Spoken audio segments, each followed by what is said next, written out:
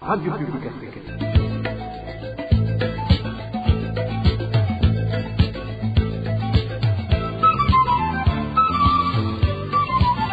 Radio Publique Africaine.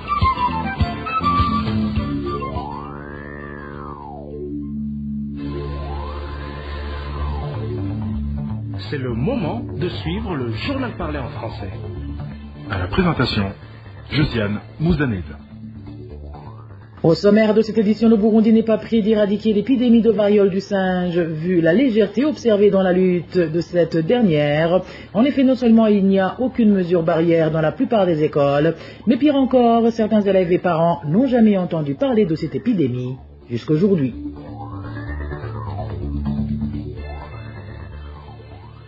Malgré la revue à la hausse du prix du sucre, cette denrée est toujours indisponible dans la plupart des localités.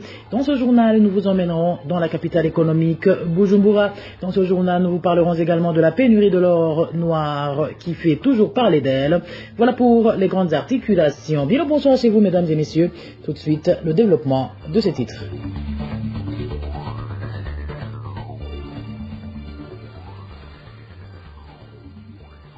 Bonsoir. Débutons ce journal par la page santé où il n'y a pas de mesure de protection contre le Mpox sur certaines écoles du pays. Sur l'une des écoles de la province Cibitoke que nous avons visitée, on nous a fait savoir que les élèves n'ont jamais été informés par rapport à cette épidémie, car même leurs parents ne savent rien de cette maladie. Et non seulement il n'y a pas d'eau pour se laver les mains, mais également aucune mesure de distanciation n'est en vigueur. Les détails avec Clovis Nyonzima.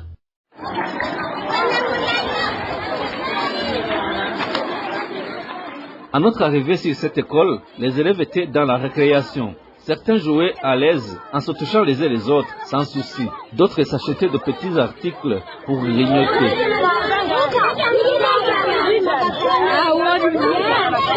De là où nous nous tenions, nous n'avons pas pu remarquer un seau d'eau pour se laver les mains. Cet indicateur que nous avons pu approcher confirme qu'il n'a jamais vu un quelconque endroit sur cette école où on a mis de l'eau pour cette fin. Bonjour, depuis que vous avez commencé à parler de cette épidémie, je n'ai pas encore vu une personne qui en a attrapé ici à Cibitoke. Que ce soit sur les écoles ou les marchés, il n'y a pas d'eau pour se laver les mains. En gros, sur les écoles, rien ne montre que des mesures de protection ont été instaurées et les élèves continuent de se toucher comme d'habitude. Le dernier nous a également indiqué que les élèves, tout comme leurs parents, ignorent tout de cette épidémie. Les enfants devraient l'apprendre des adultes, mais malheureusement, même les adultes n'en savent rien. Le Burundi est le deuxième pays qui a plus de cas confirmés d'Mpox. L'UNICEF a récemment indiqué que sur près de 600 cas signalés, les 2 tiers concernent les enfants de moins de 19 ans. Clovis Nyonzima, la situation est similaire dans la capitale politique du Burundi. La rédaction a pu visiter 3 écoles fondamentales et aucun signe de la mise en place des mesures barrières contre le Mpox. À part qu'il y a pénurie d'eau potable dans cette ville, aucun dispositif de lavage des mains n'a été prévu. Quant aux salles de classe, le constat est que les élèves sont en surnombre, ce qui fait qu'ils sont trop serrés les uns contre les autres. Eric Nyonzima nous en dit plus. Les écoles fondamentales visitées par la rédaction de la RPL au matin de son lundi sont l'école fondamentale Magarama 1, l'école fondamentale La Paix et l'école fondamentale Pentecôte, toutes de la ville de Gitega. Aucune de ces écoles n'a mis en place des installations pour barrer l'épidémie de Mpox. Ce citoyen rencontré sur une des écoles trouve qu'il y a une certaine négligence dans la lutte contre cette épidémie. C'est une honte ici dans la capitale politique. Les mesures barrières pour faire face à l'Mpox ne sont pas observées. On pourrait donner l'exemple des établissements scolaires. On peut trouver nulle part de l'eau et des savons pour se laver les mains. Pas de seau ou alors de lavabo prévu. C'est évident qu'on néglige cette épidémie. Le problème, c'est également la surpopulation dans les salles de classe. Il est quasiment impossible d'observer une distance, quitte à ce que si par mauvaise chance, une des élèves est contaminée, le reste soit épargné. C'est une honte ici dans la capitale politique. Les mesures barrières pour faire face à l'Mpox ne sont pas observées. On pourrait donner l'exemple des établissements scolaires. On peut trouver nulle part de l'eau et des savons pour se laver les mains. Pas de seau ou alors de lavabo prévu. C'est évident qu'on néglige cette épidémie. Un des directeurs qui s'est entretenu avec la RPA, mais qui peut faire l'anonymat, a indiqué que même s'ils avaient mis en place ces installations, ils se heurteraient à un problème de manque d'eau potable. Merci à toi Eric. Niyonzima est toujours à ce propos. Le rapport dernièrement produit par l'UNICEF révèle que les enfants de 15 ans et moins constituent le groupe le plus touché. Ils sont estimés à 53,9% de cas positifs à l'Mpox au Burundi. Le Burundi qui est d'ailleurs le deuxième pays durement touché par cette épidémie après la RDC qui est considérée comme l'épicentre de cette maladie. Une courte pause et nous parlons droits de l'homme. 11 jours, jour pour jour, que le docteur Christophe Sahabo est privé de soins de santé alors qu'il est dans un état de santé très critique. Tiré de son lit d'hôpital où il était médicalement suivi, puis conduit manu militari à la prison centrale de Luigi, Dr Sahabo n'a depuis jamais été autorisé à consulter un médecin ou un infirmier. Pourtant, quand les agents du service national des renseignements lui ont retiré les sérums sur ordre du procureur général Léonard Manilakidza, il venait d'être informé que ce médecin souffrait d'une insuffisance rénale de type aigu. Malheureusement, les responsables de cette prison ne l'autorisent même pas à faire un bilan pour voir l'évolution de cette maladie. Selon nos sources, le docteur Christophe Sahabo serait même privé de son droit aux visites. Droits de l'homme toujours, le problème de manque d'abri suite au surnombre des détenus s'observe toujours dans la prison centrale de Gitega. Plusieurs détenus dorment dehors devant les cellules pleines d'autres détenus. Ils déplorent que leurs droits soient bafoués de la sorte. Nadège Irakotsi. C'est la voix de l'un des détenus de la prison centrale de Gitega qui dit que leur nombre est trop élevé, ce qui fait que plusieurs détenus dorment dehors devant les cellules de cette prison. Notre source souligne que les détenus qui n'ont pas d'abri font face à beaucoup de difficultés car le froid et la pluie s'abattent sur eux. Plusieurs prisonniers dorment dehors devant les cellules. Quand la pluie mélangée de vent tombe et s'abat sur ces détenus, qui sont alors obligés de se réveiller et de se mettre dans un coin en attendant que la pluie cesse. Et quand la pluie finit de tomber, les détenus dégagent l'eau, se trouvant devant les cellules, et ils essaient de se rendormir. C'est un problème très sérieux. La situation se présente ainsi au moment où ces détenus, qui dorment en dehors des cellules, n'ont pas de couverture. Certains d'entre eux sont obligés d'utiliser des sacs pour se couvrir. Les détenus sont frappés par le froid et n'ont pas de couverture solide pour se couvrir. Certains utilisent même des sacs pour essayer de se protéger contre le froid. Par conséquent, ils développent des maladies suite à ces mauvaises conditions de vie. Les détenus de la prison centrale de Gitega demandent avec insistance au gouvernement, plus particulièrement à la ministre de la Justice, de voir les conditions inhumaines dans lesquelles ils vivent afin de réduire les effectifs surélevés des détenus se trouvant dans les prisons. La prison de Gitega était destinée à héberger 400 détenus, mais actuellement elle compte plus de 1700 détenus.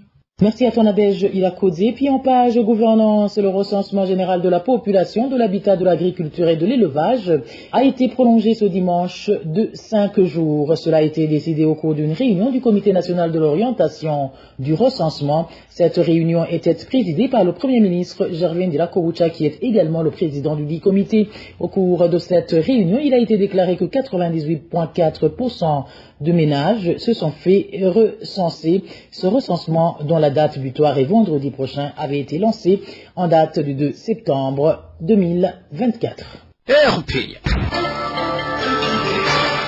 Je vous le disais en titre, il y a persistance de la pénurie du carburant de type mazout dans la capitale économique du pays. Le transport en commun en souffre et la majorité de minibus utilisés dans ce secteur carburent au mazout, ce qui fait que la plupart de ces bus sont garés. Emmanuel Daïchimiye pour les détails.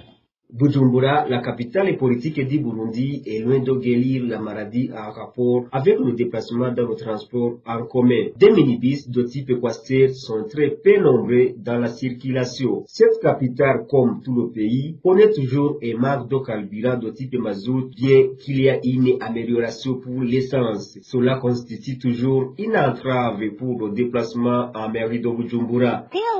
Se déplacer reste un grand problème puisqu'il n'y a pas de bus de transport en commun. Les minibus qui assurent ce service sont toujours garés aux stations-service. Sont des minibus de type Quaster. Toute la journée, ils font la queue à attendre le mazout. Oui, le carburant de type essence est disponible, mais le carburant de type mazout, ça reste en casse-tête.